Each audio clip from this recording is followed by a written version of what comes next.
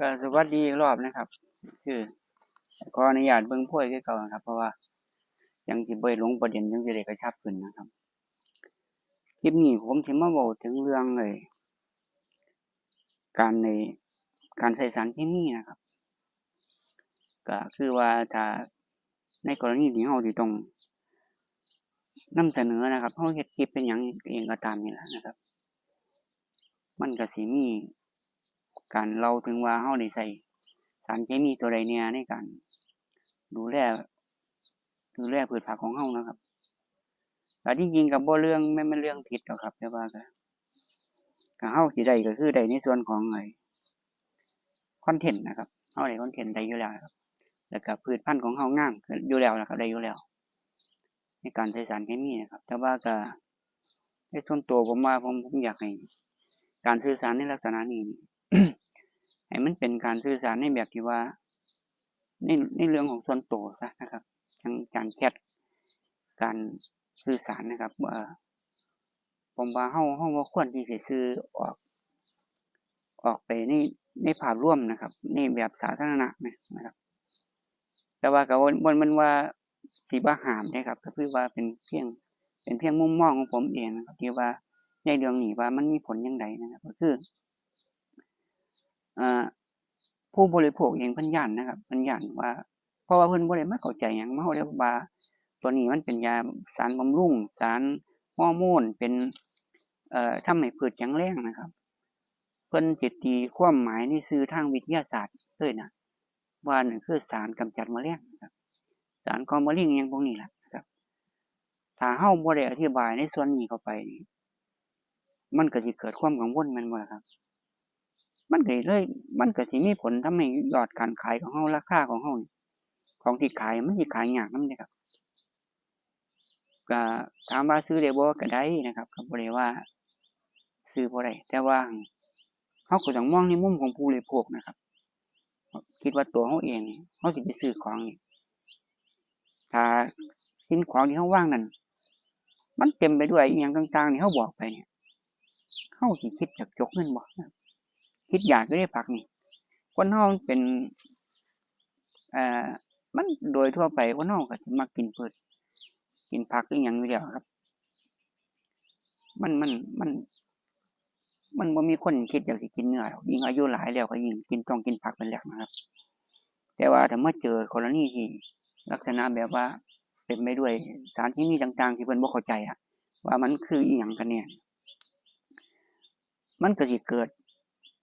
ดเรื่องราวขึ้นมาอีกอย่างเช่นว่าการปลูกผักปลอดสารกินเองนะครับที่เฮาเห็นกันทั่วๆไปนะครับมัน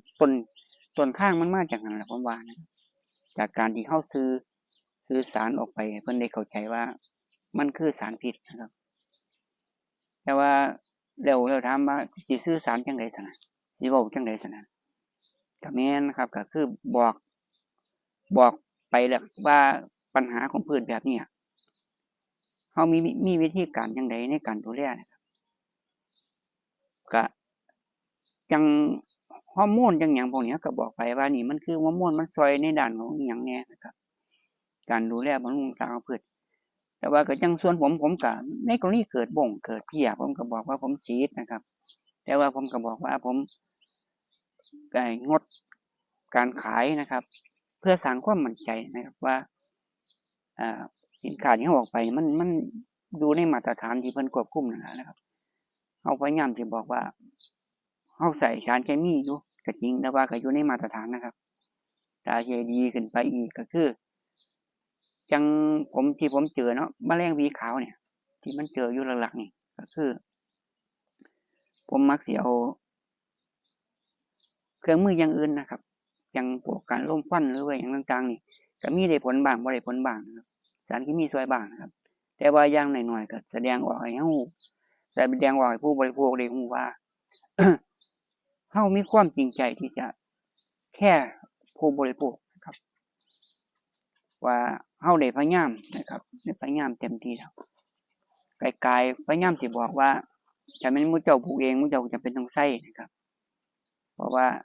พยายามอธิบายไปทำนองนี้แหละครับว่านี่คือความจริงในการปลูกผักนะครับเพราะว่า ส่วนมากผู้ซื้อเฮาเพิ่นก็สิบ่ค่อยได้มีความรู้ในการปลูกลึกซึ้งคือเฮาดอกนะครับแต่ว่าเพียงแต่เฮาอธิบายความจริงนั่นแหละบ่ได้มาอธิบายเรื่องหลอกเด้ความจริงแล้วก็เจตนาของเฮาที่เฮาพยายามสิบอกว่าเฮาเองก็บริโภคเฮามันมีความปลอดภัยอยู่ในหั้นนะครับทุกอย่างที่ใส่ไปบ่แม่นว่าเป็นสารพิษทั้งหมดนะครับนี่ก็คือในส่วนที่ผมอยากสิมาเว้านะครับว่าการปลูกพืชการสื่อสารในด้านการปลูกพืชนะครับมันมีผลถ้าเฮาไปในสื่อสาธารณะนะครับถ้าหลีกเลี่ยงได้เฮาก็ควรสิหลีกเลี่ยงนะครับก็ดีที่สุดก็คือการลดการใช้มันให้หลายที่สุดนะครับหรือสิใช้ก็บ่ควรสิสื่อสารมาจนทำให้ผู้บริโภคที่รู้สึกว่ามันบ่ปลอดภัยนะครับมันก็สิส่งผลโดยรวมกับผู้ปลูกทั้งหมดนะครับโดยเฉพาะผมเองนำนะครับก็คือฝากไว้ในส่วนของมุมมองนะครับเนาะทัศนะในการสื่อสาร